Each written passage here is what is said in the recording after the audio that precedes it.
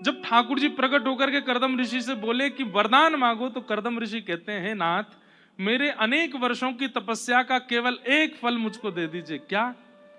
मैं जितना आपसे प्रेम करता हूं, मैं जितनी आपकी भक्ति करता हूं, मुझे आपकी कथा सुनने में, सेवा करने में जितनी रुचि है, मुझसे भी दुगनी रुचि वाली एक कन्या से मेरा ब्याह हो जाए। बंधुओं, हम आप सब लोगों की संबंध में रिक्वायरमेंट क्या होती है? हम किससे संबंध बनाते हैं? जो रूपवान हो, जो धनवान हो, जो कहीं ना कहीं ऐश्वर्यवान हो, कीर्तिवान हो। पर रूप, धन, ऐश्वर्य, कीर्ति का बहुत दिन तक आनंद नहीं है, बहुत दिन तक सुख नहीं है। रावण खूब धनवान था, पर मंदोदरी पत्नी होते हुए भी अति प्रसन्न नहीं है।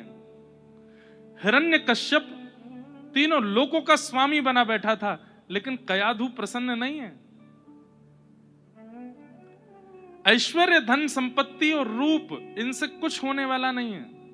इसलिए नित्य ठाकुर जी से आप एक प्रार्थना कीजिए, पत्नी मिले तो आपकी भक्त मिले, पति मिले तो आपका भक्त मिले, और जब पति पत्नी भक्त मिल जाए तो उसके बाद फिर बच्चे मिले तो आपके भक्त मिले, मित्र मिले तो आपके भक्त मिले। परिवार में अगर कोई व्यक्ति भगवान का भजन नहीं करता है तो उसके लिए नित्य प्रार्थना करो कि हे नाथ, इसके चित्त में भी अपनी भक्ति प्रकट कीजिए, ये भी आपका परम वैष्णव हो जाए, परम भागवत हो जाए। ठाकुर जी से आप कामना नहीं कर सकते, लेकिन किसी भक्त की कामना आप ठाकुर जी से कर सकते हैं कि हे नाथ, मेरे जीवन में एक भक्त आ जाए। एक बात बोलें, अगर वैष्णव पत्नी आ गई तो संसार के लिए वो विवाह होगा, पर आपके लिए वो सत्संग है। अब आप सत्संग में प्रवेश कर गए, क्योंकि एक सद व्यक्ति का संग आपको मिल गया है। वैष्णव बालक जीवन में आ गए तो वो सत्संग हो जाएगा। उसके बाद आप कथा में अगर सदैव उपस्थित भी नहीं हो पाओगे ना, तो भी आपका भजन ही माना जाएगा। क्यों? जिसका संग आप कर रहे हैं वो परम वैष्णव है। इसलिए हमारी आपसे प्रार्थना है, ठाकुर जी से आप संबंध के रूप में एक वैष्णव की कामना करो। अच्छा, एक बात और सुन लीजिए। अब हमने इतनी ज्यादा विश्वास आपके चित्त में प्रकट कर दिया, और कहीं आप में से किसी का ब्याह हुआ और संबंधी जो आया जीवन में वो वैष्णव नहीं आया, तो आप तो फिर मुझे याद करके गाली दोगे, महाराज जी कह के गए थे, हमने तो इतनी प्रार्थना की फिर भी जी ऐसा आ गयो है, अब क्या करें। जरूरी नहीं है, आपने व्यक्ति नहीं मांगा, आपने सत्संग मांगा है। कई बार ऐसा होता है कि विपरीत व्यक्ति ही आकर के जीवन में सत्संग प्रकट करता है। उसके व्यवहार, उसके स्वभाव, उसकी ठोकरों से ही आप भक्ति मार्ग में आते हो। तो जरूरी नहीं है कि अनुकूल ही मिले, आप सत्संग मांगिए। अगर अनुकूल पति के आने से होगा तो अनुकूल दीजिए, प्रतिकूल के आने से हो तो प्रतिकूल दो। हम आपसे दूर ना रहें, बस जीवन ऐसा बना दीजिए जिससे आपका सामीप्य बना रहे ठाकुर जी, बस ये प्रयास कीजिए, हम आपसे दूर ना हों। गोस्वामी तुलसीदास जी महाराज, जिन्होंने पूरे विश्व को रामचरितमानस प्रदान की, मैं कथा में सुनाया करता हूं। एक बार उनकी प्रयाग में कथा चल रही थी, तो एक ब्राह्मण आया, और ब्राह्मण आकर के बोला, आप इतने सुंदर हैं, गुणवान हैं, बुद्धिमान हैं, मेरी बेटी से ब्याह कर लीजिए। गोस्वामी तुलसीदास जी बोले, हम नहीं करेंगे। दूसरी कथा हुई तो ब्राह्मण उसमें भी पहुंच गए। अब तो वो ऐसा हो गया कि हर कथा में गोस्वामी जी के पास आ जाए, बोले मेरी बेटी से ब्याह कर लीजिए। गोस्वामी जी ने कहा, अगर महादेव प्रकट होकर के कह देंगे तो करूंगा, क्योंकि भैया अब हमारा जीवन राम जी का हो गया है। हम ऐसे किसी से भी ब्याह नहीं कर सकते, हम उसी से ब्याह करेंगे जो हमारी तरह वह भी राम जी से प्रेम करे और उसके कारण हमारी भक्ति और बढ़े। तो एक दिन महादेव ने प्रकट होकर के कह दिया कि वो जो ब्राह्मण तुम्हारी कथा में आते हैं ना, उनकी कन्या से ब्याह कर लो। तो गोस्वामी जी के चित्त में आया, महादेव मोहर लगा रहे हैं तो निश्चित है कि वो कन्या मेरे चित्त में राम भक्ति प्रकट करेगी, तो मैं ब्याह कर लेता हूं। गोस्वामी जी का ब्याह हुआ, इतनी सुंदर। अब तो गोस्वामी जी उसके संग ही रहते हैं।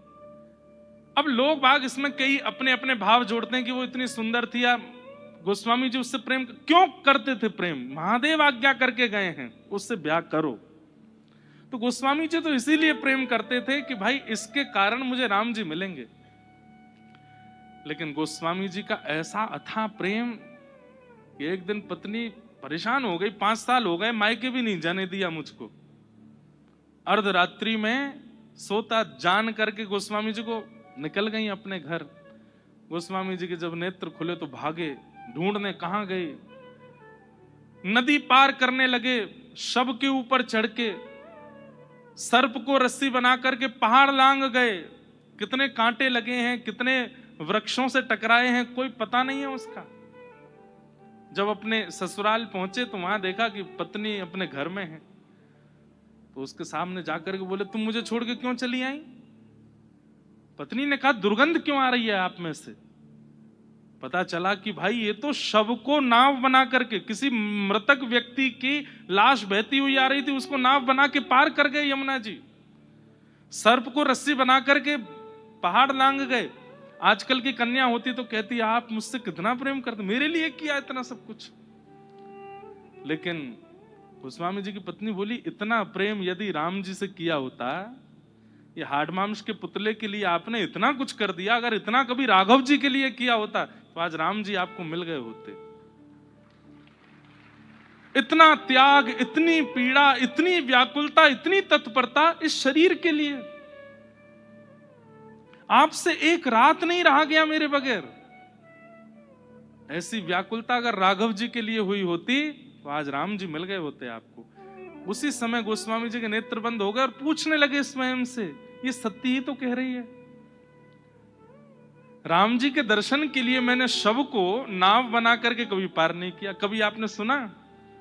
आपने खूब सुना होगा कि कोई प्रेमी ने अपनी प्रियतमा के लिए नस काट ली। कभी सुना कि किसी ने राघव जी के लिए नस काटी हो?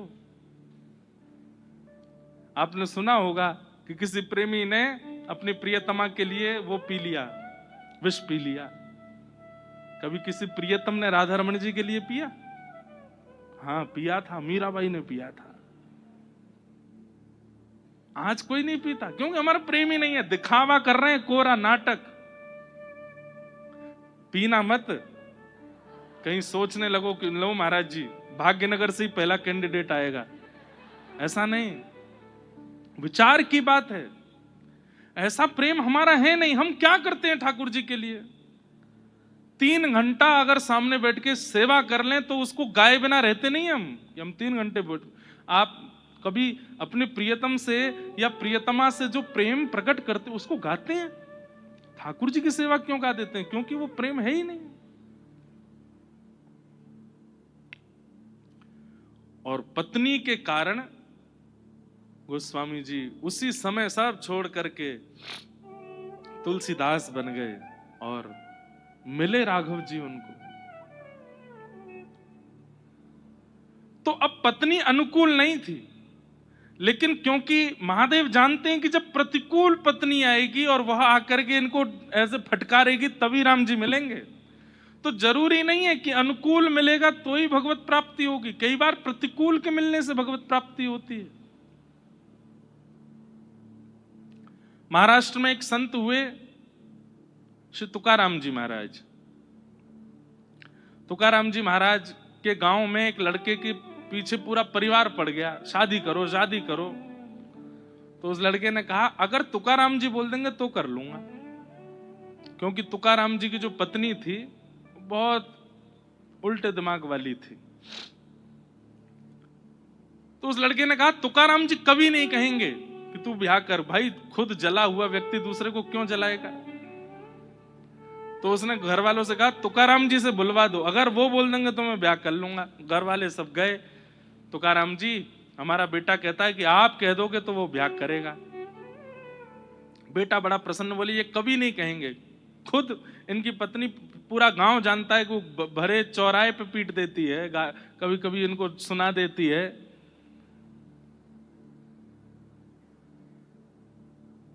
तुकाराम जी बोले कहाँ है बेटा? बोले वो खड़ा, इधर आओ।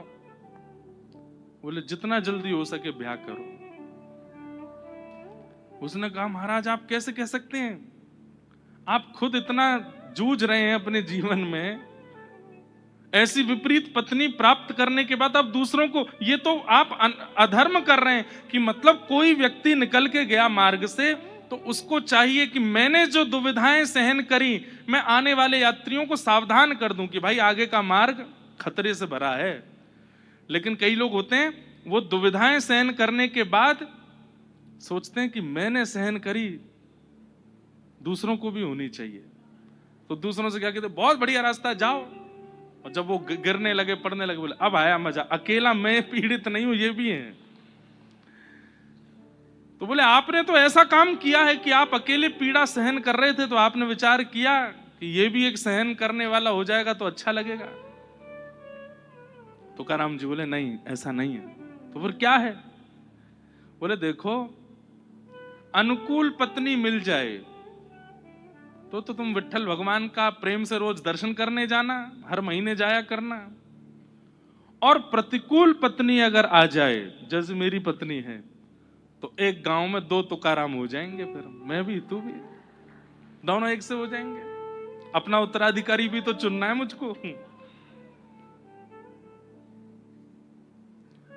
इसलिए अनुकूल और प्रतिकूल दोनों स्थितियों को स्वीकार कीजिए। देखिए प्रसाद का एक नियम होता है, पुजारी जी जब हाथ में देते हैं तो हम उसको पा लेते हैं, लेकिन कई बार वो हाथ से गिर जाता है तो भी हम उठा के पा लेते हैं। प्रसाद अपवित्र नहीं होता।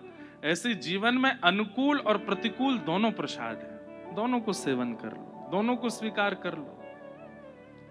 कई बार प्रतिकूलताएं हमारे निर्माण के लिए अति आवश्यक होती हैं। अगर वो प्रतिकूलता जीवन में नहीं आएगी तो हमारा निर्माण नहीं हो पाएगा।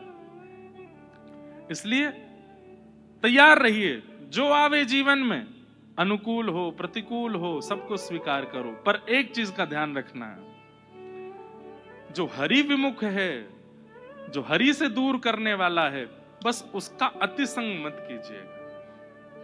शरीर से भले ही आपको संग रहना पड़े, हृदय में उसको स्थान मत दीजिएगा, चाहे वो अपना ही पुत्र क्यों ना हो, उसको हृदय में स्थान मत दीजिएगा। जो हरि विमुख करने वाला